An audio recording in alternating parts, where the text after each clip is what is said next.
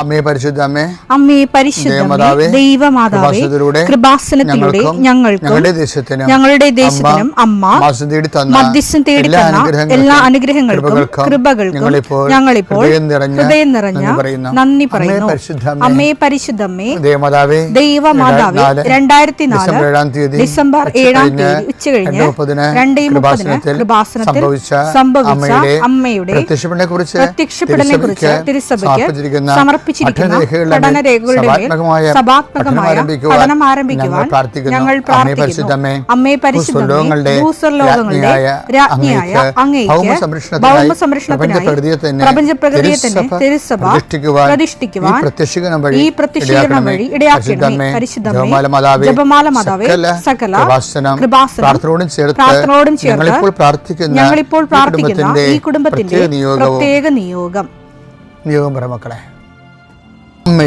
അമ്മയുടെ പ്രത്യക്ഷീകരണത്തിന്റെ ഈ അനുഗ്രഹവേളയിൽ ഞങ്ങൾക്ക് സാധിച്ചു തരുവാൻ കനിയണമേ.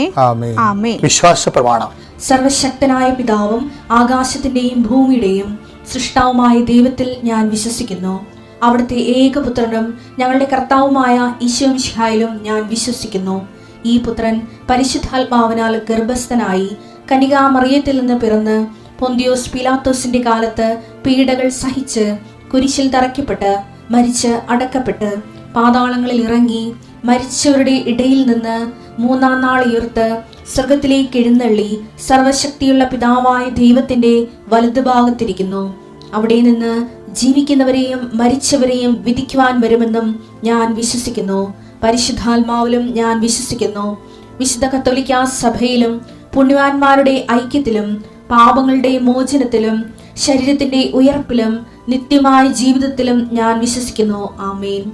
സുഖസ്ഥനായ ഞങ്ങളുടെ പിതാവേ, അങ്ങയുടെ നാമം പൂജിതമാകണമേ. അങ്ങയുടെ രാജ്യം വരണമേ. അങ്ങയുടെ തിരുമനസ് സ്വർഗത്തിലെ പോലെ ഭൂമിയിലും ആകണമേ. അന്നു വേണ്ടുന്ന ആഹാരം ഇന്ന് ഞങ്ങൾക്ക് തരണമേ. ഞങ്ങളോട് തെറ്റ് ചെയ്യുന്നവരോട് ഞങ്ങൾ ക്ഷമിക്കുന്നത് പോലെ ഞങ്ങളുടെ തെറ്റുകൾ ഞങ്ങളോടും ക്ഷമിക്കണമേ. ഞങ്ങളെ പ്രലോഭനത്തിൽ ഉൾപ്പെടുത്തരുതേ, തിന്മയിൽ ഞങ്ങൾ രക്ഷിക്കണമേ. ആമേൻ. നന്മ നിറഞ്ഞ മറിയമേ, സ്വസ്തി. കർത്താവ് അങ്ങയുടെ കൂടെ സ്ത്രീകളിൽ അങ്ങ് അനുഗ്രഹിക്കപ്പെട്ടവളാകുന്നു. അങ്ങയുടെ ഉദരത്തിൻ ഫലമായി ഈശോ അനുഗ്രഹിക്കപ്പെട്ടവനാകുന്നു. പരിശുദ്ധ മറിയമേ, തമ്പുരാന്റെ അമ്മേ, പാപികളായ ഞങ്ങൾക്ക് വേണ്ടി ഇപ്പോഴും ഞങ്ങളുടെ മരണസമയത്തും തമ്പുരാനോട് അപേക്ഷിക്കണമേ. ആമേൻ. കർത്താവിന്റെ ഉന്നതമായ നാമത്തിന് സ്വസ്ഥം.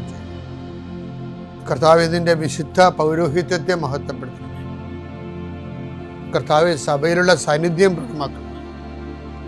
ഈശോയെ, ഈ ആഴ്ചയിലെ അങ്ങയുടെ കാരുണ്യം കണ്ണുനീരോടെ ആഗ്രഹിക്കുന്നുണ്ട്. ഈശോയെ, മുട്ടിന് താഴേക്ക്, കാൽമുട്ടിന് താഴേക്ക്, തുടയിലേക്ക് നീര് പൊങ്ങിക്കിടക്കണ കർത്താവ് വ്യത്യസ്ത സ്പർശിക്കും. അവർക്ക് എഴുന്നേക്കാൻ പാടില്ല, ഇരിക്കണവര്. കർത്താവെ, അങ്ങനെയുള്ള എല്ലാവരും നീ സ്പർശിക്കണം. പ്രാർത്ഥിക്കണമെന്നും പ്രാർത്ഥിച്ചത് സുഖപ്പെട്ടിട്ട് ജോലി ചെയ്യണമെന്ന് ആഗ്രഹിക്കുന്ന എല്ലാവരെയും നീ സ്പർശിക്കണേ കർത്താവെ. കർത്താവെ, യാത്രയുള്ള മക്കളെ ഞാൻ ഏൽപ്പിച്ച് പ്രാർത്ഥിക്കുന്നു. കർത്താവെ, വിദേശത്തേക്ക് യാത്ര ചെയ്യുന്നവരും സ്വദേശത്തേക്ക് യാത്ര ചെയ്യുന്നവരും ജോലി സംബന്ധമായി യാത്ര ചെയ്യുന്നവരും യാത്ര മുടങ്ങിപ്പോരുണ്ട്. ഈശോയെ, കാലുകൾ ഉദച്ചും വാഹന അപകടത്തിലും മരത്തിൽ നിന്ന് വീണും പലരും ഈ ദിവസങ്ങളിൽ അവരുടെ ഫോട്ടോയും കൂടെ എൻ്റെ അടുത്ത് വന്നു. അവരെല്ലാം ഞാനിപ്പോൾ ഓർത്ത് പ്രാർത്ഥിക്കണം. ഈശോയെ, ഈശോ, നിന്റെ തിരുമുറുപാർന്ന വലതുകരം, ആണിപ്പടുതാർന്ന അത്ഭുതകരം കിടപ്പ് രോഗികളുടെ മേൽ നീ നീട്ടണമെന്ന് പ്രാർത്ഥിക്കുന്നു. അടിപ്പിണർ പോലെ വൈദാഘാതം പോലെ ദൈവിക ശക്തി അവരിലേക്ക് ആവഹിക്കണമേ എന്ന് പ്രാർത്ഥിക്കുന്നു. നീ പോകുന്നിടത്തെല്ലാം നിന്റെ കൂടെ ഞാനുണ്ടാകുന്ന നല്ല ചില കർത്താവേ, നിന്റെ ചൈതന്യം അവരിലേക്ക് ആവശ്യിക്കുകയും എൻ്റെ പ്രാർത്ഥനയിൽ ആശ്രയിച്ചിരുന്ന് പ്രാർത്ഥിക്കുമ്പോൾ എൻ്റെ കാര്യം അച്ഛൻ പറഞ്ഞില്ലല്ലോ എന്ന് ഓർത്ത് ഇപ്പം സങ്കടപ്പെടുന്നവരെ അവർ മനസ്സിൽ വിചാരിക്കുന്ന കാര്യത്തിൻ്റെ മേലെ മാതാവിൻ്റെ മധ്യസ്ഥത്തിൽ യേശു നാമത്തിലെ വിടുതൽ ലഭിക്കട്ടെ. പിതാവും പുത്രനും പരിശുദ്ധാത്മാവിനും നീക്കുവാമേ. ഇവിടെ കഴിഞ്ഞ ദിവസങ്ങളെല്ലാം റോമിക എന്ന് പറയുന്ന ഒരു നേഴ്സിംഗ് സ്റ്റുഡൻറ്റിനെ കുറിച്ച് പറഞ്ഞിരുന്നു അല്ലേ. അപ്പോൾ ആ 10th ട്രൂമ പിന്നീട് അവർക്ക് പിന്നെ ഒരു ദിവസം വരണത് അവരുടെ ഡിഗ്രി പരീക്ഷയ്ക്ക്, അത് 4 സെം. അപ്പം 4 സെമ്മ്, 4ാമത്തെ സെമ്മിന് അവൾ ഇതുപോലെ ബ്ലാങ്കായി പോകും. ബ്ലാങ്കായി പോകുമ്പോൾ ഈ ഉടമ്പടിയിലുള്ള ആൾക്കാരെ സംബന്ധിച്ചിടത്തോളം പിന്നെ അവർക്ക് ഫസ്റ്റ് ഓപ്ഷനും സെക്കൻഡ് ഓപ്ഷനും എല്ലാം ഉടമ്പടി തന്നെ ആയിരിക്കും. അവൾ നേരിട്ടൊന്ന് ഉടമ്പടി തന്നെ അറിയാമോ? അവൾ പരീക്ഷയ്ക്ക് പോകണ മുമ്പ് തന്നെ ഉടമ്പടിത്തലൊക്കെ തേച്ച് അവിടെ ഈശോയിലുള്ള പൂർണ്ണമായ വിശ്വാസം കൊണ്ടാണ് അത് ഉടമ്പടി എടുത്തപ്പോൾ തന്നെ അവൾ ഓക്കെ ആയി. പിന്നെ എന്താ, പിന്നെ വേറെ ഒരു എക്സ്ട്രാ എനർജി വരുന്നുണ്ട്. എന്ന് വെച്ചാൽ പരീക്ഷയ്ക്ക് പോകുമ്പോൾ ആ പരീക്ഷയ്ക്ക് മുമ്പ് തന്നെ ഗവൺമെൻറ് ലോ ചേഞ്ച് ആകും. എന്നിട്ട് 4th സെമ്മും 5th സെമ്മും ഒരുമിച്ച് എഴുതാൻ പറഞ്ഞ് എഴുതാൻ നിയമം വരും. അപ്പോൾ നഷ്ടപ്പെട്ട സമയം കൂടി അവർക്ക് തിരിച്ച് കിട്ടും. അപ്പോൾ അത് എഴുതാൻ പോകുമ്പോൾ പറയണത്, ഞാൻ യുദ്ധം ചെയ്യാൻ പോലെയാണ് പോയെന്ന്. എന്താ കാര്യം? ഉടമ്പടി തൈലം എടുത്ത് നെറ്റിക്ക് കുടിച്ചിട്ട് മാതാവിൻ്റെ മെഡലെടുത്ത് പോക്കറ്റിൽ കുത്തി ആൾക്കാർ ഇപ്പോൾ ഇതെല്ലാം ഫൈറ്റിങ്ങിന് വേണ്ടിയാണ്. സാത്താൻ്റെ തിന്മകളുടെ ശക്തികളോട് ലോകശക്തികളോടുള്ള ഫൈറ്റിങ്ങിൻ്റെ ഉപകരണമായിട്ടാണ് വിശ്വാസപ്രയോഗം. അത് നമുക്കറിയാമല്ലോ, വിശ്വാസപ്രയോഗമാണിതെല്ലാം. നമുക്ക് വിശ്വാസത്തിന് പാരമ്പര്യമായിട്ടുള്ള ഫെയ്ത്ത് എക്സ്പ്രഷൻസ് എന്ന് പറഞ്ഞാൽ എന്താണ്? വിശ്വാസ പ്രഖ്യാപനം അല്ലേ? പിന്നെന്താണ്? വിശ്വാസത്തിൻ്റെ എക്സ്പ്രഷനാണ്, പ്രൈമറി എക്സ്പ്രഷനാണ് പ്രെയർ, പ്രാർത്ഥന. വിശ്വാസത്തിൻ്റെ പ്രൈമറി എക്സ്പ്രഷനാണ്. പിന്നെ വിശ്വാസം, പിന്നെ അതിൻ്റെ സെക്കൻഡറി എക്സ്പ്രഷനെ കുറച്ചുകൂടി മച്വർ എക്സ്പ്രഷൻ എന്ന് പറയുന്നത് വിശ്വാസ പ്രഖ്യാപനമാണ്. വിശ്വാസ പ്രഖ്യാപനത്തിൻ്റെ പശ്ചാത്തലത്തിൽ വിശ്വാസം ഇങ്ങനെ പ്രഖ്യാപിക്കാൻ പറ്റത്തില്ല, ഒറ്റയ്ക്കിരുന്ന് പ്രഖ്യാപിക്കാൻ പറ്റത്തില്ല. വിശ്വാസം പ്രഖ്യാപിക്കാൻ എന്ത് ചെയ്യണം? മറ്റു മനുഷ്യർ വേണം.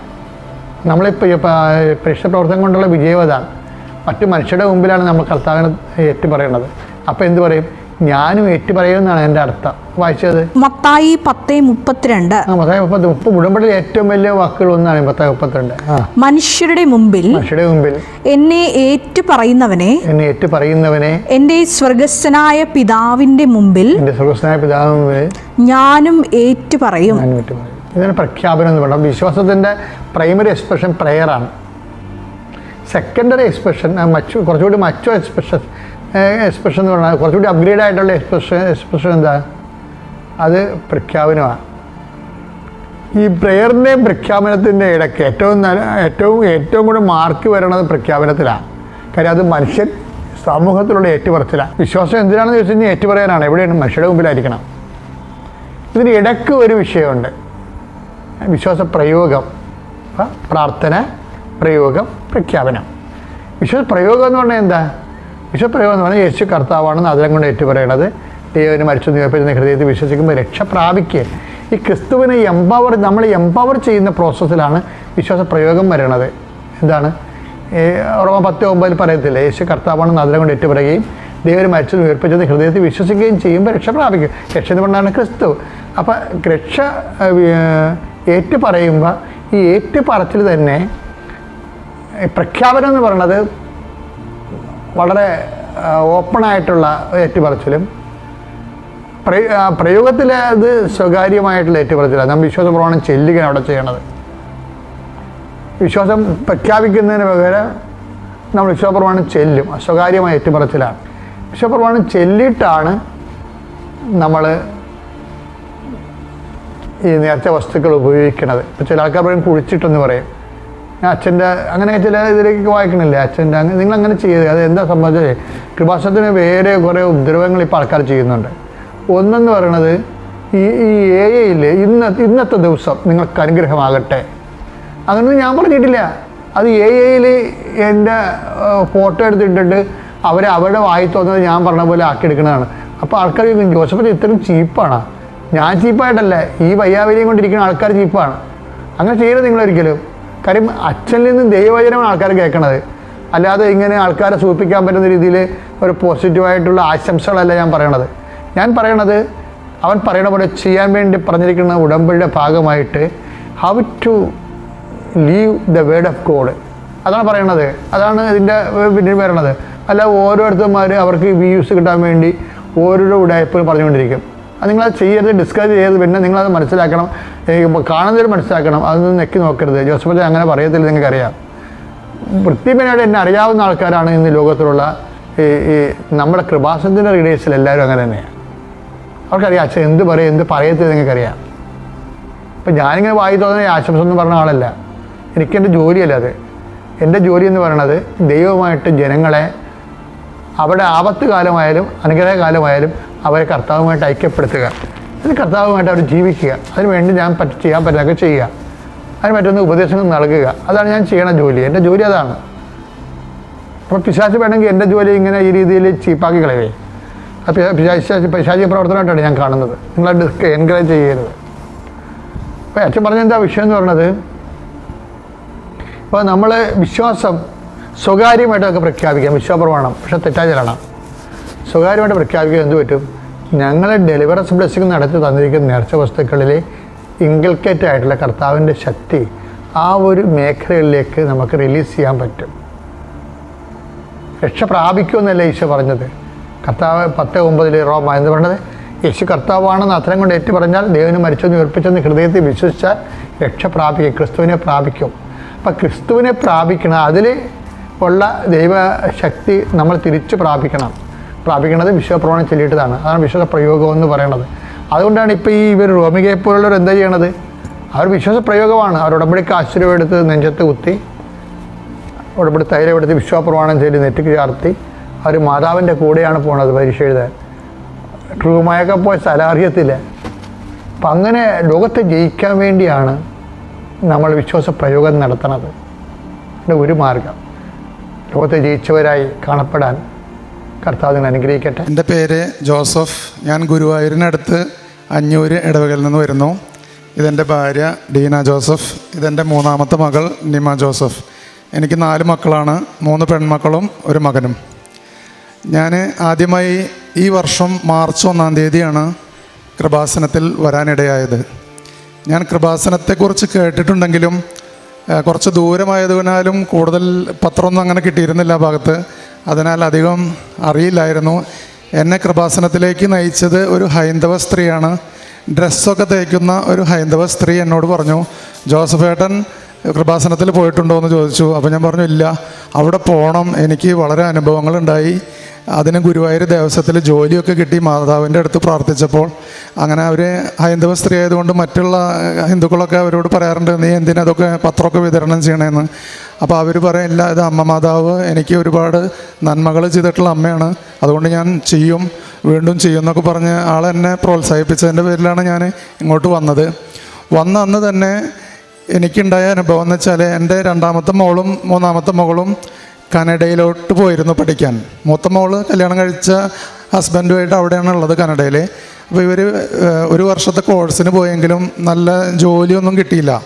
അവർക്ക് എക്സ്പീരിയൻസ് കുറവാണെന്ന് പറഞ്ഞ് ജോലി സാധ്യത കുറഞ്ഞപ്പോൾ ഞാൻ അവരെ തിരിച്ചു വിളിച്ചു. കാരണം ഇപ്പോൾ അവിടെ പോയിട്ട് ബിടെക് കഴിഞ്ഞ ആൾ അവിടെ പോയിട്ട് KFCയിലും മക്ഡൊണാൾഡിലും ജോലി ചെയ്തിട്ട് കാര്യമില്ലല്ലോ. അപ്പോൾ ഞാൻ അവരെ തിരിച്ചു വിളിച്ചു. വന്നിട്ട് അവൾ ഇവിടുന്ന് IBM എന്ന് പറഞ്ഞ കമ്പനിയിൽ ജോലി ചെയ്തിട്ട് റിസൈൻ ചെയ്ത് പോയതാ.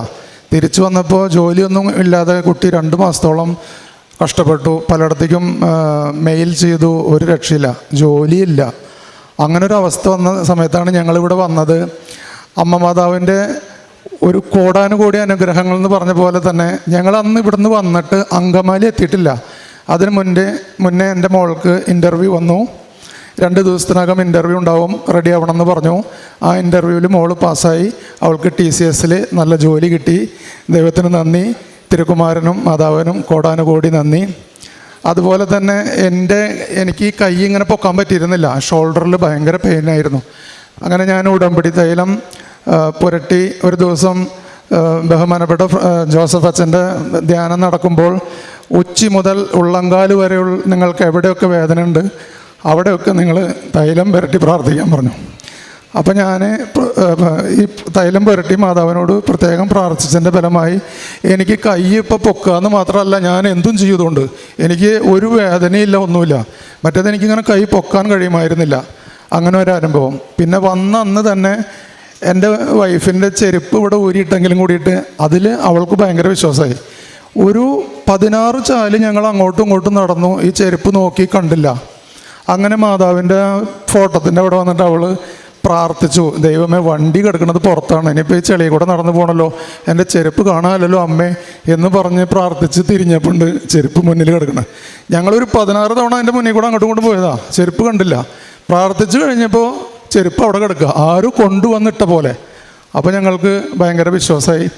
അതുപോലെ തന്നെ എൻ്റെ മകൻ 4ാമത്തെ മകനാണ്. അവന് 75% മാർക്ക് പോലും പ്ലസ് ടുവിൽ കിട്ടുമെന്ന് ഒരു ഉറപ്പുണ്ടായിരുന്നില്ല.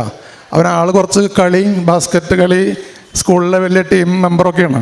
ഈ കളി കാരണം ഇവൻ്റെ പഠിപ്പ് ഉഴപ്പില്ലോ എന്ന് കരുതിയിരിക്കുന്ന സമയത്ത് അവൻ തന്നെ പറഞ്ഞു, ഒരു 75 എനിക്ക് കിട്ടുള്ളൂ. അപ്പോൾ ഞങ്ങൾ പറഞ്ഞു, നീ കാശ് രൂപം നിൻ്റെ കയ്യിൽ വെക്ക്, നീ എക്സാം എഴുതുമ്പോൾ മാതാവിനോട് ചോദിച്ച് നീ എക്സാം എഴുത്, മാതാവ് നിനക്ക് വഴി കാണിച്ചു തരും. അങ്ങനെ പറഞ്ഞ് അവൻ എക്സാം എഴുതി റിസൾട്ട് വന്നപ്പോൾ 85% മാർക്ക് കിട്ടി. മാതാവിന് 1000 നന്ദി. അതുമാത്രമല്ല, അവന് ക്രൈസ്റ്റ് ബാംഗ്ലൂർ പഠിക്കണം എന്നൊരു ആഗ്രഹം പറഞ്ഞു. അങ്ങനെ ക്രൈസ്റ്റിലേക്ക് ഞാൻ അവനെ തൃശ്ശൂർ ഒരു എക്സാം എഴുതി പാസ്സായി. അങ്ങനെ ക്രൈസ്റ്റിൽ പോയി നോക്കുമ്പോൾ ഞാൻ അവിടെ ചെന്നപ്പോൾ ഒരു തൃശ്ശൂർ പൂരത്തിനുള്ള ആളുകളുണ്ട് അവിടെ. അതായത് ഇന്ത്യയുടെ എല്ലാ ഭാഗത്തുനിന്നും ബാംഗ്ലൂർക്ക് കുട്ടികൾ വന്നിട്ടുണ്ട്. വന്നുള്ളവരിൽ ബ്രാഹ്മിൻസും അതുമാതിരി പട്ടന്മാരും ഭയങ്കര ബുദ്ധിമാന്മാർ പോലത്തെ ജനങ്ങൾ ഇങ്ങനെ വന്ന് നിൽക്കുക. ഞാനും എൻ്റെ മോനും പാൻറ്റും ഷർട്ടും ഇട്ടിട്ട് സാധാരണ മലയാളിയായിട്ട് നിൽക്കുന്നുണ്ട്. അവിടെ ഞാൻ വിചാരിച്ചു, ഇത് ഭയങ്കര ബുദ്ധിമാന്മാരൊക്കെയാണല്ലോ, ദൈവമേ എങ്ങനെ ഇവന് സീറ്റ് കിട്ടാൻ പോണേ. ഞാൻ അവിടെ ഇരുന്ന് എൻ്റെ കൊന്ത ജപിച്ചു. 4-5 കൊന്ത ഞാൻ അവിടെ ഇരുന്ന് പ്രാർത്ഥിച്ചു. അവൻ ഇൻ്റർവ്യൂ കഴിഞ്ഞ് വന്നിട്ട് പറഞ്ഞു, കുഴപ്പമില്ല പപ്പ, ഇൻ്റർവ്യൂ ഒക്കെ നന്നായിരുന്നു. അപ്പം ഞാൻ പറഞ്ഞു, മാതാവ് അനുഗ്രഹിക്കൂടാ. പിറ്റേന്ന് മെയിൽ വന്നു, അവൻ സെലക്റ്റഡായി. അപ്പോൾ അതിനും മാതാവിനും തിരുക്കുമാരനും കോടാനുകോടി നന്ദി പറയുന്നു. എൻ്റെ മകളുടെ സാക്ഷ്യം മകൾ പറയും. അവളുടെ പേര് നിമ ജോസഫ്. എൻ്റെ പേര് നിമ എന്നാണ്. ഞാൻ 2022 12th പാസ് ഔട്ട് ആയത്. ഞാൻ ചെറുപ്പം തൊട്ട് എനിക്ക് MBBS പഠിക്കണമെന്ന് ഭയങ്കര ആഗ്രഹമായിരുന്നു. എനിക്ക് ഡോക്ടറാവാൻ ഭയങ്കര ഇഷ്ടമായിരുന്നു. ഡോക്ടർ എന്ന് പറയുന്നതിനേക്കാൾ കൂടുതൽ സ്പെസിഫിക്കലി എനിക്ക് ഹെൽത്ത് കെയറിൽ വർക്ക് ചെയ്യണമെന്ന് ഭയങ്കര ഇൻട്രസ്റ്റ് ആയിരുന്നു. അപ്പോൾ ഞാനും എൻ്റെ ഫ്രണ്ട്സൊക്കെ ചെറുപ്പം തൊട്ടേ പറയും, നമുക്ക് 12th കഴിഞ്ഞതിന് ശേഷം കോച്ചിങ്ങിന് പോകണം, അത് കഴിഞ്ഞാൽ എങ്ങനെയെങ്കിലൊക്കെ ഈവൻ മാനേജ്മെൻറ്റ് സീറ്റ് ആണെങ്കിലും എങ്ങനെയെങ്കിലൊക്കെ അത് കഷ്ടപ്പെട്ടിട്ടാണെങ്കിലും പഠിച്ച് MBBS ഡോക്ടർ ആവണം എന്ന് എപ്പോഴും പറയാറുണ്ട്. പക്ഷേ 12th കഴിയാറായപ്പോഴത്തേനും 12th ഒരു മിഡായപ്പോൾ ഇങ്ങനെ എൻ്റെ എൽഡർ സിസ്റ്റർ ഓൾറെഡി കാനഡയിലുണ്ട്, പഠിക്കാൻ വേണ്ടി പോയതാണ്. അപ്പോൾ എൻ്റെ സെക്കൻഡ് സിസ്റ്ററിനും ഇങ്ങനെ കാനഡയിൽ പോകണം എന്നൊരു പ്ലാൻ ഉണ്ടായിരുന്നു. അവർ രണ്ടുപേരും കൂടെ ഒരുമിച്ചാണ് പോകാനിരുന്നിരുന്നത്. പക്ഷേ ചേച്ചിക്ക് ഒരു ഡ്രീം കമ്പനിയായിരുന്നു IBM. അപ്പോൾ അവിടെ ഒരു ജോബ് ഓഫർ കിട്ടിയപ്പോൾ ഓർത്തു 1 year എക്സ്പീരിയൻസിന് ശേഷം പോകാമെന്ന് ഓർത്തിരിക്കുമായിരുന്നു.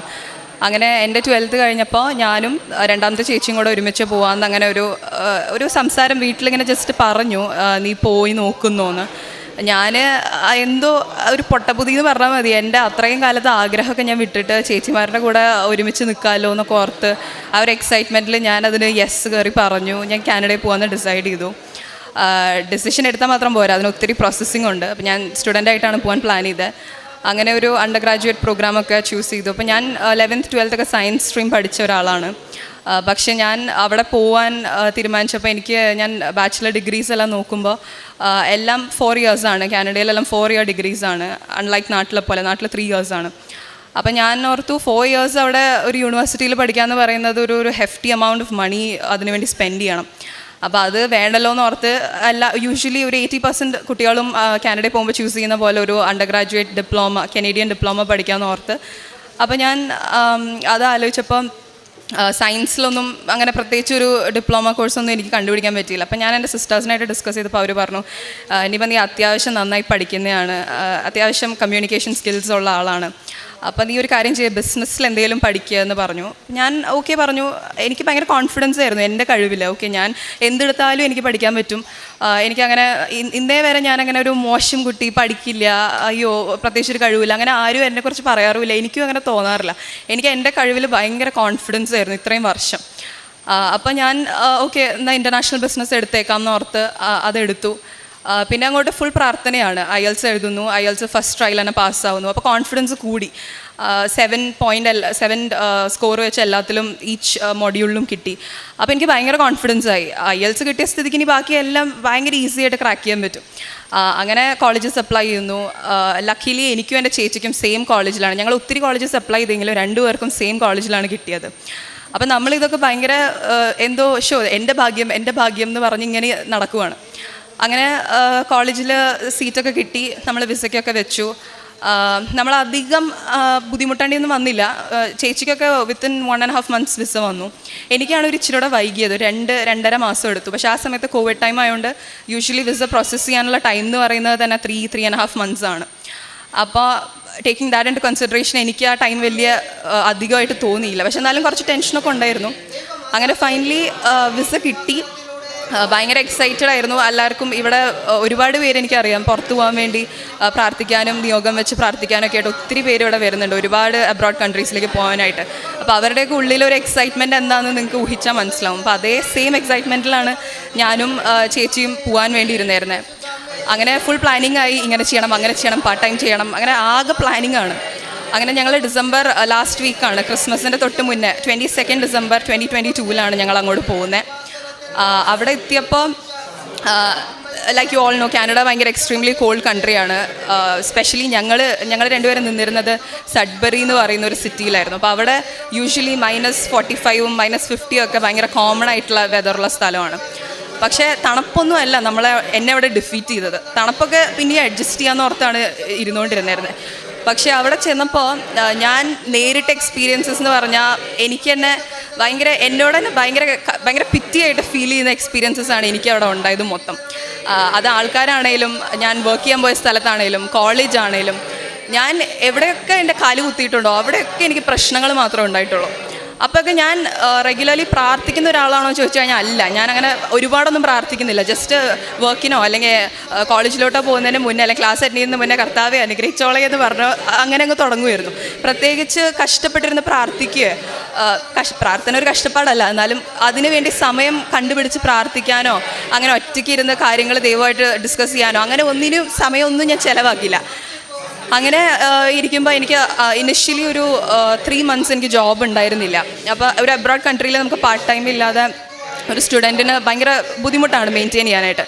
അപ്പോൾ അന്നേരം എൻ്റെ എക്സ്പെൻസസ് ഒക്കെ ടേക്ക് കെയർ ചെയ്തുകൊണ്ടിരുന്നത് എൻ്റെ പേരൻസ് തന്നെയാണ്. പിന്നെ നമുക്ക് കാനഡയിലൊരു GIC എമൗണ്ട് എന്ന് പറഞ്ഞൊരു സംഭവമുണ്ട്. അപ്പോൾ അത് എല്ലാ മാസവും നമുക്ക് അക്കൗണ്ടിലേക്ക് വരുമ്പോൾ അത് വെച്ച് റെൻ്റ് അടയ്ക്കുന്നു, ഗ്രോസറീസ് മേടിക്കുന്നു, ബാക്കി ചിലവുകളെല്ലാം നോക്കുന്നു. അങ്ങനെയായിരുന്നു. അങ്ങനെ ഒരു 3 months പോയി. ഞങ്ങൾ ആ സിറ്റി ഷിഫ്റ്റ് ചെയ്യേണ്ടി വന്നു. ഞങ്ങൾ ടൊറൻറ്റോ എന്ന് പറഞ്ഞ ഒരു കാനഡയിലൊരു സിറ്റിയിലേക്ക് മാറി. അവിടെ ചെന്നപ്പോഴാണെങ്കിലും അവിടേക്ക് വരുമ്പോഴും ഭയങ്കര കോൺഫിഡൻസ് ആണ്. എനിക്കിവിടെ എന്തായാലും ഒരു പാർട്ട് ടൈം കിട്ടും. അതിൻ്റെ കുട്ടി ഇൻ്റർവ്യൂസാണ്, എന്നാലും അവിടെ അതൊക്കെ വലിയൊരു ഡീലാണ്. അവിടെ പോയപ്പോൾ ഒരു നോർമൽ ഒരു ബർഗർ ചെയിൻ ഷോപ്പിൽ വർക്ക് ചെയ്യണമെങ്കിൽ പോലും അവിടെ 1-2 ലെവൽസ് ഓഫ് ഇൻ്റർവ്യൂസാണ്. അപ്പോൾ എൻ്റെ ഇതൊക്കെ സിമ്പിളല്ലേ, ഇതൊക്കെ എനിക്ക് ചെയ്യാൻ പറ്റുന്നതല്ലേ എന്ന് ഓർത്ത് ഞാൻ ഓരോന്നിനൊക്കെ പോകാൻ തുടങ്ങി. അങ്ങനെ എനിക്ക് കിട്ടി. ശരിയാണ്, ഞാൻ പറഞ്ഞ പോലെ തന്നെ എനിക്ക് ജോബും കാര്യങ്ങളൊക്കെ കിട്ടുന്നുണ്ട്. പക്ഷേ കിട്ടുന്നിടത്തെല്ലാം 8ൻ്റെ പണിയാണ് എനിക്ക് കിട്ടിക്കൊണ്ടിരിക്കണത്. എല്ലായിടത്തും പ്രശ്നങ്ങൾ മാത്രം, എന്നും കിടന്ന് കരയാന്നല്ലാതെ എനിക്ക് വേറൊരു നിവൃത്തി ഉണ്ടായിരുന്നില്ല അവിടെ. അപ്പോൾ ഓരോ ദിവസം ഞാൻ പപ്പനെയും മമ്മീനെയും വിളിച്ച് സംസാരിക്കുമ്പോൾ അവർക്കും വിഷമമാണ്. കാരണം ഇത്രയും ഹാപ്പിയായി എക്സൈറ്റഡായി ഞാൻ ചാടിത്തുള്ളി ചേച്ചിമാരുടെ കൂടെ നിൽക്കാം അങ്ങനെ ഇങ്ങനെയെന്നൊക്കെ പറഞ്ഞ് പോയിട്ട് ഭയങ്കര കഷ്ടപ്പാടായിരുന്നു. ഞാൻ എന്നും വിളിച്ച് കരച്ചിലാണ്, എനിക്ക് അതില്ല ഇതില്ല. അപ്പോൾ ഇവർ പറയും പ്രാർത്ഥിക്കുക, നീ പള്ളിയിൽ പോ. പക്ഷെ പള്ളിയിലൊന്നും പോകാനുള്ളൊരു സാഹചര്യം ഉണ്ടായിരുന്നില്ല. മോർ ദൻ ദാറ്റ് എനിക്ക് മനസ്സുകൊണ്ട് ദൈവത്തിൽ ആശ്രയിച്ചാലാണ് എൻ്റെ കാര്യങ്ങൾ നടക്കുകയുള്ളൂ എന്നുള്ളൊരു വിശ്വാസം ഉള്ളിലില്ല. എന്നെക്കൊണ്ടെല്ലാം ചെയ്യാൻ പറ്റും എന്നുള്ളൊരു എവിടെയും അങ്ങനത്തെ ഒരു ഓവർ കോൺഫിഡൻസ് ഉണ്ടായിരുന്നു. അത് തന്നെയാണ് എന്നെ ഇപ്പോൾ ഞാൻ നിൽക്കുന്ന സ്റ്റേജിലേക്ക് എത്തിച്ചതും. അങ്ങനെ എൻ്റെ ഓവർ കോൺഫിഡൻസ് കൂടി എനിക്ക് കിട്ടുന്നതെല്ലാം മോശം എക്സ്പീരിയൻസസ് ആയി തുടങ്ങി. അങ്ങനെ മാസങ്ങൾ പോയി തുടങ്ങി. ഒരു 2ാമത്തെ 3ാമത്തെ സെമസ്റ്റർ ആയപ്പോൾ ഈ പറഞ്ഞ പോലെ ഞാൻ സയൻസ് എടുത്ത് പോയ ഒരാളാണ്. അപ്പോൾ ബിസിനസ് എനിക്ക് ഹാർഡാവുന്ന ആരും വിചാരിക്കുന്നില്ല, പക്ഷേ എനിക്കത് ഹാർഡായി. അങ്ങനെ ഞാൻ എൻ്റെ 2nd സെമ്മിൽ വെച്ച് ഞാനൊരു സബ്ജക്റ്റിൽ ഫെയിലായി. അപ്പോൾ എൻ്റെ ലൈഫിൽ ആദ്യത്തെ ഫെയിലിയറാണത്. ഞാൻ ത്രൂ ഔട്ട് നന്നായി പഠിച്ച് എല്ലാവരെയും പ്രൗഡാക്കുന്ന ഒരു പേഴ്സണാണ്. എന്നെ തന്നെ ഭയങ്കര പ്രൗഡായിട്ട് ഞാൻ കാണുന്ന ഒരു വ്യക്തിയായിരുന്നു. അങ്ങനെയാണ് ഞാനൊരു സബ്ജക്റ്റിൽ ഫെയിലാവുന്നത്. അന്നതോടെ എനിക്ക് മനസ്സിലായി കോൺഫിഡൻസ് ഉണ്ടായിട്ട് ഒരു കാര്യമില്ല, ഞാൻ ലോക തോൽവിയാണെന്നുള്ള ഒരു റിയലൈസേഷൻ എനിക്ക് വരാൻ തുടങ്ങി. അതൊക്കെ വിട്ട് ഞാൻ ഓർത്ത് നോക്കി 3rd സെമസ്റ്ററിൽ അത് എഴുതിയെടുക്കാം എന്ന് പറഞ്ഞ് 3rd സെമസ്റ്ററിൽ ഞാൻ ആ സെയിം സബ്ജക്റ്റ് പിന്നെയും റിപ്പീറ്റ് ചെയ്യുന്നു. ആ സെമസ്റ്ററിലും ഞാൻ ആ സെയിം സബ്ജക്റ്റ് പിന്നെയും ഫെയിലാവുന്നു. അതിൻ്റെ കൂടെ തന്നെ ഞാൻ ഒരു സബ്ജക്റ്റും കൂടെ ഞാൻ ചെറുപ്പത്തിൽ പഠിച്ചതെല്ലാം എൻ്റെ ടിൽ 4th grade പഠിച്ചതെല്ലാം അബുദാബിയിലാണ്. ഞങ്ങൾ ഫാമിലിയായിട്ട് എല്ലാവരും ഞാൻ ജനിച്ചതും എൻ്റെ 4th grade വരെ പഠിച്ചതും അവിടെയാണ്. പപ്പയൊക്കെ അവിടെ 25 years വർക്ക് ചെയ്തിട്ടുണ്ട്. അപ്പം ആ ഒരു കോൺഫിഡൻസിൽ ഇംഗ്ലീഷ് നന്നായിട്ട് അറിയാം, എനിക്ക് സംസാരിക്കാൻ പറ്റും, എനിക്കത് ഹാൻഡിൽ ചെയ്യാൻ പറ്റും എന്നുള്ളൊരു കോൺഫിഡൻസ് ഉണ്ടായിരുന്നു. അങ്ങനെ ഇരുന്ന് എനിക്ക് എൻ്റെ ഫൈനൽ ഗ്രേഡ് ആ സബ്ജക്റ്റിൽ വരുന്നത് വരെയും എൻ്റെ മാർക്സ് 80% ആണ് on 100. പക്ഷെ എൻ്റെ മാർക്ക് ലിസ്റ്റ് 3rd സെമ്മിൽ വന്നപ്പോൾ ആ സബ്ജക്റ്റിൽ എനിക്ക് 25% എങ്ങാണ്ടോ ഇട്ട് എന്നെ ഫെയിലാക്കി അവർ. എനിക്ക് അറിഞ്ഞുകൂടാ ഇത് 80% ഇരുന്നിരുന്ന മാർക്ക് എങ്ങനെ ഇത് 25 താന്നു എന്ന് എനിക്ക് സത്യം പറഞ്ഞാൽ അറിയത്തില്ല. പക്ഷേ അത് അന്വേഷിക്കാൻ പോകാനുള്ള മനസ്സില്ല. കാരണം അതിൻ്റെ ഒപ്പം തന്നെ ഞാൻ സെക്കൻഡ് സെമ്മിൽ ഫെയിലായ സെയിം സബ്ജക്റ്റ് ഞാൻ റിപ്പീറ്റ് ചെയ്തത് പിന്നെയും ഫെയിലായി. അപ്പോൾ ആ ഒരു വിഷമത്തിൻ്റെ ഇടയിൽ ഞാൻ ഇംഗ്ലീഷ് ഫെയിലായതൊന്നും നോക്കാൻ പോയില്ല. ഞാൻ എൻ്റെ പേരൻസിനായിട്ട് ഡിസ്കസ് ചെയ്തു. അവർ പറഞ്ഞു നീ ഒരു കാര്യം ചെയ്യുന്നത് എനിക്ക് എന്താ തോന്നണത്, എനിക്കിത് റിപ്പീറ്റ് ചെയ്യാൻ പറ്റുമോ അതോ നിനക്ക് വരണോ, തിരിച്ച് വരണോ നാട്ടിലോട്ട്. അപ്പോൾ എല്ലാവർക്കും അറിയാവുന്ന പോലെ വലിയൊരു എമൗണ്ട് സ്പെൻഡ് ചെയ്തിട്ടാണ് നമ്മൾ ലോണിലൊന്നും അല്ല പോയിരിക്കുന്നത്. അപ്പോൾ ഫുൾ ഫീസും 2 ഇയറിനെ പേ ചെയ്തിട്ടാണ് പോയിരിക്കുന്നത്. അപ്പോൾ അത്രയും ഒരു എമൗണ്ട് പേ ചെയ്തിട്ട് തിരിച്ച് നാട്ടിലോട്ട് വരണമല്ലോ എന്നുള്ളൊരു വിഷമമുണ്ട്. പക്ഷേ ഞാൻ ഇവരായിട്ട് ഡിസ്കസ് ചെയ്തപ്പോൾ ഇവർ പറഞ്ഞു നിനക്ക് കോൺഫിഡൻസ് ഉണ്ടേ മാത്രം നിന്നാൽ മതി. പക്ഷേ സത്യം പറഞ്ഞാൽ എനിക്ക് കോൺഫിഡൻസ് ഇല്ല. എനിക്ക് എൻ്റെ കഴിവിലുള്ള വിശ്വാസമൊക്കെ കുറഞ്ഞു തുടങ്ങി. എനിക്ക് എന്താ ചെയ്യേണ്ടതെന്ന് അറിയില്ല. ഞാൻ ആകെ ഒരുപാട് ദിവസം വിഷമിച്ച് ഫുഡ് കഴിക്കാതെ അങ്ങനെ അങ്ങോട്ട് ഇരുന്നു. ഫൈനലി ഡിസൈഡ് ചെയ്തു നാട്ടിലോട്ട് വരാം. പപ്പയും അമ്മയും പറഞ്ഞു നീ നാട്ടിലേക്ക് വന്നോ, കുഴപ്പമില്ല, ഞാനാണ് തിരിച്ച് വിളിക്കണം, ഒന്നും പേടിക്കേണ്ട, നാട്ടിൽ വന്നോ. അപ്പോൾ അറ്റ് ദ സെയിം ടൈം എൻ്റെ രണ്ടാമത്തെ എൽഡർ സിസ്റ്ററിനും ഇതുപോലെ അവൾ ഡിഗ്രി എല്ലാം കംപ്ലീറ്റ് ചെയ്തു, വിത്ത് ഓണേഴ്സ് എല്ലാം പാസ് ഔട്ടായി. പക്ഷേ അവൾക്ക് ഇതുപോലെ ജോബ് കിട്ടാൻ ഭയങ്കര ഹാർഡായിരുന്നു. അങ്ങനെ ഞങ്ങൾ രണ്ടുപേരും കൂടെ നാട്ടിലേക്ക് വരാമെന്ന് ഡിസൈഡ് ചെയ്തു. അങ്ങനെ ഭയങ്കര എക്സൈറ്റഡായി ഇവിടുന്ന് 6-7 മാസത്തെ പ്ലാനിങ്ങോടെ പോയി ഞാൻ വിത്തിൻ 1 ഇയർ ഞാൻ തിരിച്ച് നാട്ടിലേക്ക് വന്നു. ഇത്രയും ഒരു വലിയ പ്ലാനായി അബ്രോഡ് പോയിട്ട് നാട്ടിലേക്ക് തിരിച്ചു വരുന്ന ഒരാളുടെ അവസ്ഥ എനിക്കറിയില്ല. എനിക്കത് എക്സ്പ്ലെയിൻ ചെയ്യാൻ പറ്റുന്നതിലധികമായിരുന്നു. എനിക്കത് എടുക്കാൻ ഭയങ്കര ബുദ്ധിമുട്ടായിരുന്നു. നാട്ടിൽ വന്നപ്പോൾ എല്ലാവരുടെയും ക്വസ്റ്റ്യനിങ് ആണെങ്കിലും അയ്യോ അതെന്ത് പറ്റി എന്ന് ചോദിക്കുമ്പോൾ എനിക്ക് തിരിച്ച് പറയാൻ പറ്റുന്നില്ല. കാരണം ഞാൻ എന്തെങ്കിലും പറയാൻ തുടങ്ങി ഞാൻ കരയും. കാരണം എനിക്ക് ഉണ്ടായ എക്സ്പീരിയൻസസ് എല്ലാം അത്രയും എനിക്കത് എക്സ്പ്ലെയിൻ ചെയ്യാൻ പോലും പറ്റത്തില്ല. അത്രയും വേർസ്റ്റ് എക്സ്പീരിയൻസസ് ആണ് ഞാൻ ഫേസ് ചെയ്തതല്ല. അങ്ങനെ ഞാൻ തിരിച്ച് നാട്ടിലേക്ക് എത്തി. നാട്ടിൽ വന്നപ്പോഴും ഒരു പ്ലാനും ഇല്ല ഇനി എന്ത് ചെയ്യണം. എനിക്ക് ബൈ ദെൻ 19 ഇയേഴ്സ് ഓൾഡാണ് ഞാൻ. 20 ഇയേഴ്സ് ആയിരുന്നു. അപ്പോൾ എനിക്ക് എന്ത് ചെയ്യണം, ഇനി ഒരു ഡിഗ്രി എടുക്കണോ, ഇനി എന്തെടുക്കണം. കോൺഫിഡൻസ് എന്ന് പറയുന്ന സാധനം എൻ്റെ ഒരു 10 മീറ്റർ അപ്പുറത്ത് പോലും എനിക്ക് കാണാനില്ല. കോൺഫിഡൻസ് എന്താണെന്ന് പോലും എനിക്ക് അറിയില്ല. അത്രയും കാലം എല്ലാവരോടും ഭയങ്കര സ്മാർട്ടായി സംസാരിച്ചിരുന്ന എനിക്ക് ക്രൗഡ് ഭയങ്കര പേടിയായി. എനിക്ക് ആളുകളോട് സംസാരിക്കാൻ ഭയങ്കര പേടിയാണ്. ഒരാളുടെ മുഖത്ത് നോക്കി സംസാരിക്കാൻ ഭയങ്കര പേടിയാണ്. എല്ലാത്തിനും ഒരു ഭയങ്കര ഫിയറായി തുടങ്ങി ലൈഫിൽ. പേരൻസിൻ്റെ അടുത്തും സിബ്ലിങ്സിൻ്റെ അടുത്തും മാത്രം സംസാരിക്കും. ഈവൻ എൻ്റെ ബെസ്റ്റ് ഫ്രണ്ട്സിൻ്റെ അടുത്ത് പോലും ഞാൻ സംസാരിക്കാറില്ല. എനിക്ക് എന്ത് പറയണം എന്ന് പോലും അറിയില്ല. എനിക്ക് ഒരാളുടെ മുഖത്ത് നോക്കാനുള്ള കോൺഫിഡൻസ് ഇല്ല. എല്ലാം നഷ്ടപ്പെട്ടു. അങ്ങനെ ഇരിക്കുമ്പോഴാണ് ഇതുപോലെ പപ്പയുടെ അടുത്ത് ഇങ്ങനെ ഒരു ഹിന്ദു ആൻറ്റിയാണ്. പുള്ളിക്കാരി നമ്മുടെ വീട്ടിൽ പപ്പയുടെ ക്ലോത്ത്സ് എല്ലാം അയൺ ചെയ്യുന്ന ഒരു ആൻറ്റിയാണ്. അങ്ങനെ ആ ആൻറ്റി പറഞ്ഞിട്ടാണ് നമ്മൾ കൃപാസനത്തെക്കുറിച്ച് അറിയുന്നത്. അതിന് മുന്നേ വരെ ഞാൻ ഈ പേര് കേട്ടിരിക്കുന്നത് സത്യം പറഞ്ഞാൽ നമ്മൾ കാനഡയിലുണ്ടായിരുന്നപ്പോൾ ആണെങ്കിൽ റീൽസിലെല്ലാം ഇൻസ്റ്റാഗ്രാം റീൽസിനകത്ത് ട്രോൾസായിട്ടും കാര്യങ്ങളൊക്കെയാണ് കേട്ടിരിക്കുന്നത്. പക്ഷെ നമ്മളതിനെ മോക്ക് ചെയ്തിട്ടില്ല. ഞാൻ ചിന്തിക്കാറ് ഓക്കെ അത് ഓരോരുത്തരുടെ വിശ്വാസമാണ്, നമുക്കതിനെപ്പറ്റി അറിയില്ല, അപ്പോൾ നമ്മൾ ജഡ്ജ് ചെയ്യേണ്ടെന്നാണ് ഓർക്കാറ്. നാട്ടിൽ വന്നപ്പോഴാണ് ഇങ്ങനെ പറഞ്ഞു കേട്ടതും മമ്മിക്ക് ഭയങ്കര വിശ്വാസമായിരുന്നു. അപ്പോൾ മമ്മി ആദ്യം പപ്പയുടെ അടുത്ത് പറഞ്ഞപ്പോഴാണെങ്കിലും പപ്പയ്ക്ക് ഒരു വിശ്വാസക്കുറവുണ്ടായിരുന്നു. ഓക്കെ നമുക്ക് നോക്കാം അങ്ങനെയാണ് പറഞ്ഞത്. പിന്നെ ഈ ഒരു ഹിന്ദു ആൻറ്റി അതിനെപ്പറ്റി സംസാരിച്ചപ്പോഴാണ് പപ്പയ്ക്ക് മനസ്സിലായത് ഓക്കെ വേറെ റിലീജിയനിലുള്ള ആൾക്കാർക്ക് പോലും ഇത്രയും ബിലീഫാണ്, അപ്പോൾ വൈ ഡോണ്ട് വി ഗോ എന്നുള്ള ഒരു തോട്ട് വന്നത്. അങ്ങനെ മാർച്ചിലാണ് ഞങ്ങൾ ഇങ്ങോട്ട് വരുന്നത്. അന്ന് എൻ്റെ എൻ്റെ തൊട്ട് മേലെയുള്ള സിസ്റ്ററും എൻ്റെ ബ്രദറും ഉണ്ട്. മൂത്ത ചേച്ചി കാനഡയിൽ തന്നെയാണ്. ഞങ്ങൾ 3 പേരും ഇവിടെ വരുമ്പോൾ ഞങ്ങൾ അവിടെ ഉള്ള ഡോറ് വഴി വരുമ്പോൾ ഞങ്ങളുടെ 3 പേരുടെ എക്സ്പ്രഷൻ എന്ന് പറഞ്ഞാൽ ഇതെൻ്റെ ഈ സ്ഥലം ഇങ്ങനെയെന്നുള്ളൊരു എക്സ്പ്രഷനായിരുന്നു. കാരണം നമ്മൾ ആളുകൾ ഇങ്ങനെ മേത്തോട്ട് തട്ടിക്കയറി വരുന്നു, ഭയങ്കര ക്രൗഡാണ്, ഭയങ്കര ഒരു നമുക്ക് ആകെ കൂടെ ഒരു ബുദ്ധിമുട്ടും ഒരു സഫക്കേഷനും ഫീൽ ചെയ്യുന്നൊരു അവസ്ഥയായിരുന്നു. ഞങ്ങൾ 3 പേര് അകത്ത് വന്നപ്പോൾ തന്നെ ഞങ്ങൾ പറഞ്ഞു പപ്പയുടെ അടുത്ത് നമുക്ക് തിരിച്ചു പോവാം, ഇവിടെ ഒരു സുഖമില്ല, ഇവിടെ നിൽക്കാൻ തോന്നണില്ല, ഭയങ്കര ക്രൗഡ്, ഭയങ്കര ചൂട്, ഭയങ്കര അനോയിഡ് ആവണു എല്ലാവരും എന്ന് പറഞ്ഞ് എല്ലാവരും ഭയങ്കര ദേഷ്യത്തിലല്ല ഒരു ബുദ്ധിമുട്ടിലായിരുന്നു. പപ്പയും മമ്മിയും പറഞ്ഞു നമ്മൾ പ്രാർത്ഥിക്കാനല്ല വന്നത്, അത് മാത്രം നോക്കിയാൽ മതി, ആൾക്കാർ എന്ത് ചെയ്യുന്നു, ആൾക്കാർ ക്രൗഡഡായി നിൽക്കുന്നുണ്ടോ അതൊന്നും നമുക്ക് അറിയേണ്ട ആവശ്യമില്ല, നമ്മളിവിടെ വന്ന പേർപ്പസ് എന്താണോ അത് കഴിഞ്ഞിട്ട് നമ്മൾ തിരിച്ചു പോകുമെന്ന് പറഞ്ഞു. അങ്ങനെ ഇവിടെ വന്ന് നമ്മൾ ആദ്യത്തെ ഉടമ്പടി എടുത്ത് മാർച്ചിലാണ് ഉടമ്പടി എടുക്കുന്നത്. ക്ലാസ്സിന് കയറി അവിടെ അച്ഛൻ്റെ സംസാരം ഉണ്ടായിരുന്നു. അപ്പോൾ അതെല്ലാം നമുക്ക് ഭയങ്കര ക്ലിയർ ആയിട്ട് കേൾക്കാനില്ല, കാരണം ഒത്തിരി ആൾക്കാരുണ്ട്. അന്നൊന്നും ഞങ്ങൾ ശരിക്കും അന്ന് വന്ന ദിവസം ഞങ്ങൾക്ക് അറിയില്ലായിരുന്നു ഈ ആളുകൾ ഇത്രയും ക്രൗഡഡായി നിൽക്കുന്നത് എന്തിനാണ്. ഒരു പൂരത്തിനുള്ള ആൾക്കാർ സത്യം പറഞ്ഞിട്ടുണ്ട്, പക്ഷെ ഇത് എന്തുകൊണ്ട് എന്നുള്ളത് ഞങ്ങൾക്ക് അറിയണ്ടായിരുന്നില്ല.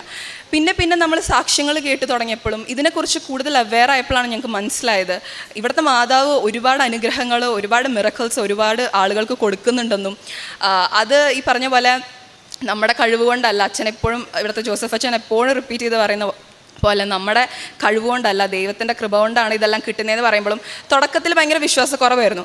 പിന്നെ ഞങ്ങളുടെ ഓൺ ലൈഫിൽ ഓരോ കാര്യങ്ങൾ വരാൻ തുടങ്ങിയപ്പോഴാണ് ഞങ്ങൾക്ക് മനസ്സിലായത് ഹൗ പവർഫുൾ ഇവിടുത്തെ മാതാവേഴ്സ് ആൻഡ് ഇവിടുത്തെ ഡിവോട്ടീസ് ആണെങ്കിലും എത്രത്തോളം ടൈമും എഫേർട്ടും എടുത്താണ് ഓരോരുത്തരും ഇങ്ങോട്ട് ഒരുപാട് ദൂരത്തു നിന്നാണെങ്കിലും ഇങ്ങോട്ട് വരുന്നതെന്നും മനസ്സിലാക്കാൻ തുടങ്ങിയപ്പോൾ ഞങ്ങൾ ഓർത്തു ഞങ്ങളുടെ ഈ ചെറിയ എഫേർട്ടൊന്നുമല്ല, ഇവിടെ ആൾക്കാർ ഒത്തിരി ദൂരത്തു നിന്നൊക്കെ വന്ന് പ്രാർത്ഥിക്കുന്നുണ്ട്. അതൊക്കെ നോക്കുമ്പോൾ നമുക്കിതൊന്നുമല്ല. എന്നാലും ആദ്യമൊക്കെ ഭയങ്കര കംപ്ലൈൻറ്റിങ് ആയിരുന്നു.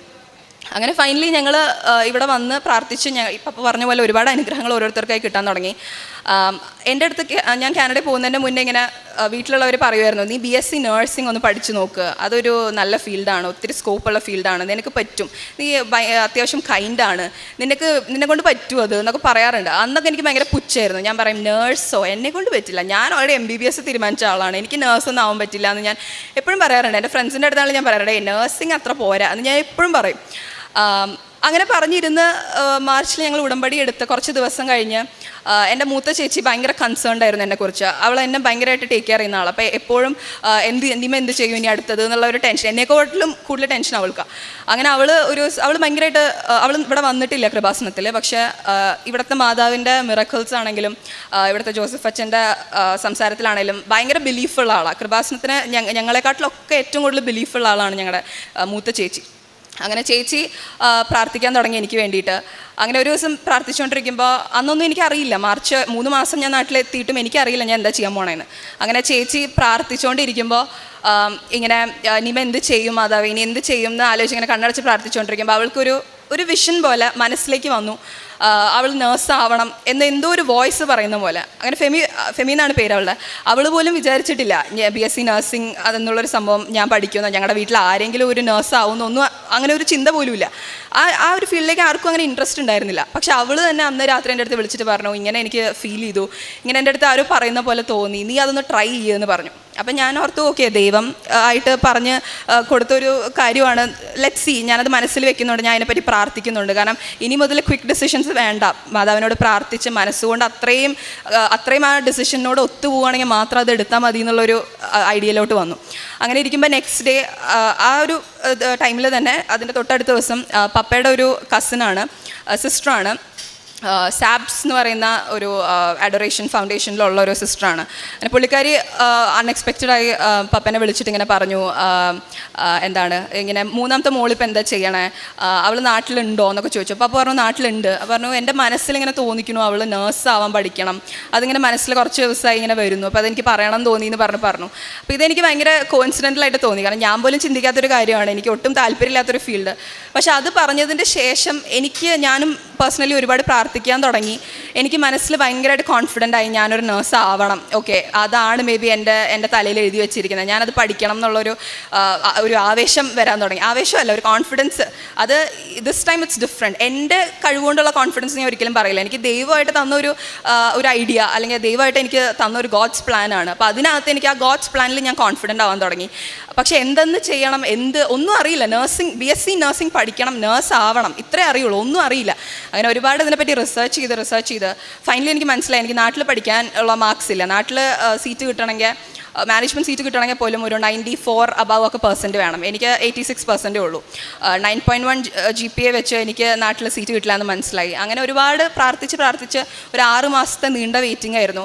കുറേ പേര് ആലോചിക്കുന്നുണ്ടാവും നഴ്സിംഗ് പഠിക്കാൻ വേണ്ടി ഇത്രയും വെയിറ്റിംഗ് ഉണ്ടോ എന്ന്. പക്ഷേ എൻ്റെ എക്സ്പീരിയൻസിൽ ഇതായിരുന്നു, എനിക്ക് ഒത്തിരി വെയിറ്റ് ചെയ്യേണ്ടി വന്നു. അങ്ങനെ ഫൈനലി എനിക്ക് ബാംഗ്ലൂരിൽ ഒരു ക്രിസ്ത്യൻ കോളേജിൽ തന്നെ എനിക്ക് സീറ്റ് കിട്ടി. അതും ഇതുപോലെ ഒരു ഇൻ്റർവ്യൂ ഒക്കെ നോർമലി നമ്മൾ കോളേജസിൽ ചേരുന്ന പോലെ ആയിരുന്നില്ല, എനിക്ക് കുറച്ച് ഡിഫറെൻ്റ് ആയിരുന്നു. 1-2 ഇൻ്റർവ്യൂസ് കഴിഞ്ഞ് ആ ഇൻ്റർവ്യൂസിലാണെങ്കിലും ഞാൻ ഈ പറഞ്ഞ പോലെ കാശിരൂപം വെച്ചിട്ടും ഒരുപാട് പ്രാർത്ഥിച്ചിട്ടും മാതാവിൻ്റെ അടുത്ത് ഒത്തിരി പ്രാർത്ഥിച്ചതിന് ശേഷമാണ് ഇൻ്റർവ്യൂസ് എല്ലാം അറ്റൻഡ് ചെയ്യുന്നത്. അപ്പോൾ ദിസ് ടൈം ഞാൻ ഭയങ്കര കോൺഫിഡൻ്റ് ആയിരുന്നു ഇൻ ഗോഡ്സ് പ്ലാൻ. ആൻഡ് എനിക്ക് ആ പറഞ്ഞ പോലെ തന്നെ എനിക്ക് 1-2 ദിവസത്തിൽ അതിൻ്റെ ഓഫ് ലെറ്റർ കിട്ടി, എനിക്ക് ആ കോളേജിൽ ജോയിൻ ചെയ്യാമെന്ന് പറഞ്ഞു. അപ്പോൾ ഒരുപാട് സന്തോഷമുണ്ട് മാതാവ് എനിക്ക് തന്ന അനുഗ്രഹങ്ങളിൽ. അപ്പോൾ ഞാൻ മനസ്സിലാക്കിയതെന്ന് പറയുന്നത് നമ്മുടെ ലൈഫിൽ വരുന്ന ഓരോ റിജക്ഷനും ഒരു റീഡിറക്ഷനാണ്.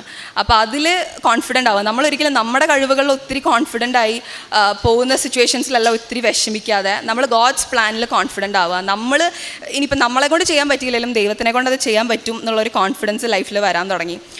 അതുപോലെ തന്നെ എൻ്റെ ചേച്ചിക്ക് എൻ്റെ മൂത്ത ചേച്ചിക്ക് ഒത്തിരി ഇയേഴ്സായിട്ട് മൈഗ്രെയിൻ ഉണ്ടായിരുന്നു. അങ്ങനെ ചേച്ചി ഇവിടെ കൃപാസനത്തിൻ്റെ ധ്യാനങ്ങളും കാര്യങ്ങളും കണ്ട് പ്രാർത്ഥിച്ച് 1-2 മാസത്തിന് ശേഷം ചേച്ചി ഒരു ദിവസം ഉറങ്ങുമ്പോൾ ഇതുപോലെ ഒരു സ്വപ്നം കണ്ടു. ഇവിടുത്തെ ജോസഫ് അച്ഛൻ സ്വപ്നത്തിൽ വന്ന് ചേച്ചിയുടെ അടുത്ത് സംസാരിക്കുന്നത്. അപ്പോൾ നിനക്ക് എന്താ പ്രശ്നം എന്ന് ചോദിച്ചപ്പോൾ ചേച്ചി പറഞ്ഞു, എനിക്ക് മൈഗ്രെയിൻ ആണ് അച്ഛൻ, എനിക്ക് തല പൊട്ടിപ്പൊളിയുന്ന വേദനയാണെന്ന് പറഞ്ഞ് ഭയങ്കര വിഷമത്തിലായിരുന്നു. അങ്ങനെ അച്ഛൻ തലയിൽ കൈ തൊട്ട് പ്രാർത്ഥിച്ച് ബ്ലസ് ചെയ്യുന്നതാണ് ആ സ്വപ്നത്തിൽ കണ്ടത്. അതിൻ്റെ ശേഷം ഇന്ന് വരെ ഇപ്പോൾ ഓൾമോസ്റ്റ് 6 months ആയി, ഇതുവരെ അവൾക്ക് മൈഗ്രെയിൻ എന്ന് പറയുന്ന ഒരു സംഭവം വന്നിട്ടില്ല. അപ്പോൾ ഇതുപോലെ ഒത്തിരി എനിക്കിപ്പോൾ ഒരുപാട് പറയാൻ കിട്ടുന്നില്ല, ഞാൻ എൻ്റെ പറഞ്ഞപ്പോൾ തന്നെ ഒത്തിരി ലോങ് ആയി പോയി.